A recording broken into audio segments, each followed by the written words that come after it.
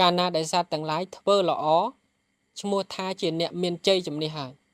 ធ្វើល្អក្នុងថ្ងៃនេះមួយថ្ងៃទៅមួយថ្ងៃហ្នឹងបើយើងធ្វើល្អឈ្មោះថាមានលៀបមានសំណាងមានជ័យមានជំនះហើយរឿងអាយុវឌ្ឍនកុមារក្នុងកាលកន្លងទៅហើយមានព្រាហ្មណ៍ពីរនាក់ជាសម្លាញ់នឹងគ្នាហ្នឹងដាក់គោលដៅថាអត់តន់យកភរិយាទេគាត់ចង់ចេញបួសទាំងពីរនាក់ហ្នឹងហើយក៏ចេញបួសជាតបោះទៅបានទៅក្នុងព្រៃហ្នឹងទៅប្រព្រឹត្តធម៌ជាតបោះហ្នឹងរហូតដល់48ឆ្នាំមានព្រាហ្មណ៍ម្នាក់ហ្នឹងគាត់គិតថាបើធ្វើតបោះរហូតហ្នឹងនឹងដាច់ពូជចឹងទៅចឹងគាត់ចង់ទៅគ្រប់គ្រងផ្ទះវិញដើម្បីមានភរិយាមានបុត្រទៅដំណរវង្សរបស់គាត់ហ្នឹងនឹងមានតទៅទៀតចឹងក៏គាត់សុំលាតបោះដែលជាមិត្តហ្នឹងមកជាករាវាសវិញមកគាត់បានភរិយាមួយហើយក៏នៅរួមរស់ជាមួយគ្នានឹងទៅមានកូនមួយហើយបានកូនមួយហើយកូនប្រុសទៀត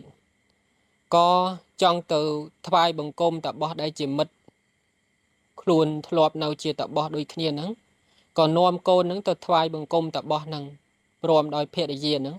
ពេលដែលភរិយានឹងព្រាមនឹងទៅថ្វាយបង្គំតបោះឲ្យពួរថាចូលជាអ្នកសុខចម្រើនជាអ្នកមានអាយុវែងហើយបន្ទាប់មកក៏បង្គាប់កូននឹងឲ្យទៅថ្វាយបង្គំកូននឹងថ្វាយបង្គំទៅតបោះនិយាយអីទាំងអស់ហើយព្រាមសួរថាមិនបានអត់ឲ្យពួរកូនខ្លួនឯងហើយតបោះប្រាប់ថាកូនរបស់មិត្តឯងហ្នឹងកូនរបស់ព្រាមឯងហ្នឹងក្នុងកន្លងទៅ7ថ្ងៃក្នុងថ្ងៃទី7នឹងត្រូវអន្តរាយស្លាប់ហើយព្រាមថាមានវិធីសាស្ត្រអីដើម្បីកុំឲ្យស្លាប់ដែរ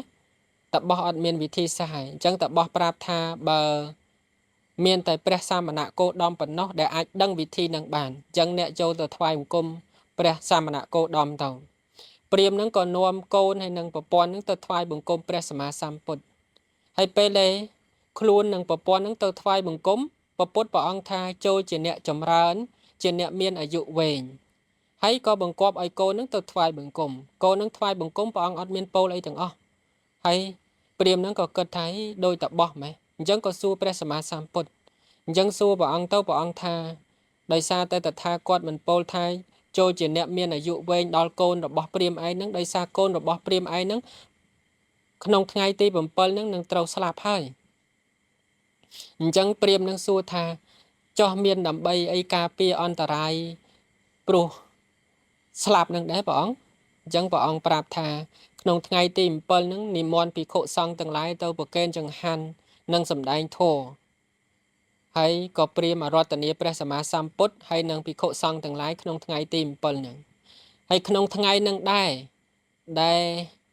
យៈមួយឈ្មោះថាអវរុទ្ធកយៈដែលពួររបស់ប្របាទវេស្សវណ្ណឲ្យយៈហ្នឹងមានសិទ្ធអាច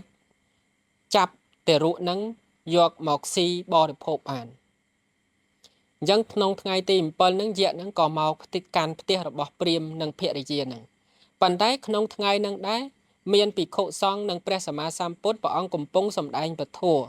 ហើយកាលណាដែលព្រះអង្គសម្ដែងពធឲ្យពួកទេវតាស័ក្តិធំហ្នឹងតែងតែមកស្ដាប់ធម៌របស់ព្រះសម្មាសម្ពុទ្ធហើយពួកទេវតាស័ក្តិតូចហ្នឹងចេះតែទៅឆ្ងាយទៅអត់អាចនៅគៀតបានទេហើយអវរុទ្ធកយៈហ្នឹងគឺគាត់មានស័ក្តិតូចដែរទេអញ្ចឹងគាត់រងចាំថាចាំព្រះសម្មាសម្ពុទ្ធសម្ដែងធម៌ចប់នឹងទៅចាប់ទារុនឹងបរិភោគហ្មងប៉ុន្តែព្រះអង្គសម្ដែងរហូតមកយប់ទៅភ្លឺដល់ថ្ងៃទី8អស់អក្សររបស់អវរុទ្ធកយៈនឹងឡើងមានឱកាសចាប់ទារុនឹងសម្លាប់ហើយអញ្ចឹងគាត់ទៅចប់ធម៌ទេសនាអីហើយព្រាមនាំកូននិងភរិយានឹងមកថ្វាយបង្គំអញ្ចឹងពេលហ្នឹងព្រះអង្គឲ្យពរទាំង3នាក់ហ្នឹងថាសូមឲ្យជាអ្នកមានអាយុវែងជាអ្នកមានសេចក្តីសុខចម្រើនចឹងទៅអញ្ចឹងព្រាហ្មណ៍គិតថាកូនខ្លួនឯងនឹងផុតអំពីអន្តរាយនឹងហើយក៏ចូលទៅ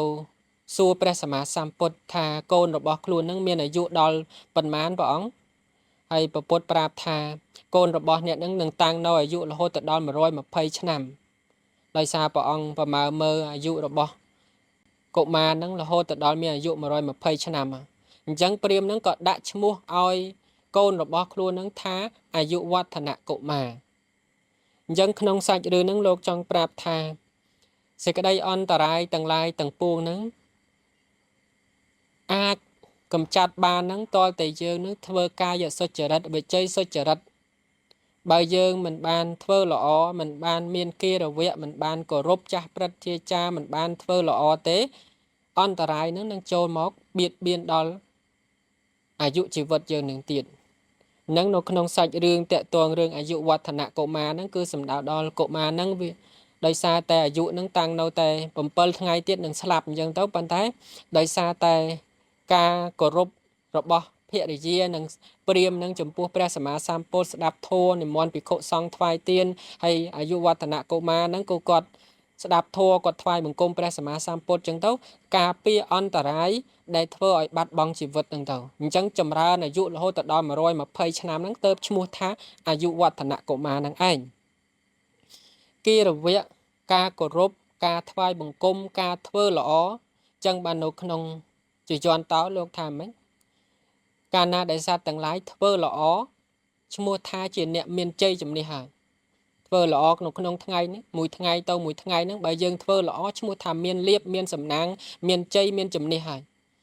ជ័យជំនះហ្នឹងវាអត់មានបានពីណាពីព្រំពីប្រអិនពីទេវតាណាផ្ដល់ឲ្យទេគឺជ័យជំនះហ្នឹងបានដោយអំណាចនៃការធ្វើល្អធ្វើសុចរិតរបស់យើងនឹងឯងការធ្វើសុចរិតនឹងឯងដើម្បីការពារនៅអន្តរាយទាំងឡាយអន្តរាយដែលវាកើតអំពីកម្មក្តីអន្តរាយដែលវាកើតពីពួកអមនុស្សនឹងក្តីអន្តរាយវាកើតអំពីទេវតានឹងបណ្ដាលនឹងក្តីអន្តរាយទាំងអស់ហ្នឹងហាមឃាត់បានដោយការធ្វើល្អធ្វើសុចរិតធម៌ធ្វើគិរវៈចំពោះចាស់ព្រឹទ្ធាចារ្យទាំងអស់ហ្នឹងឯងគឺដើម្បីការពារអន្តរាយពួកសូមអនុមោទនា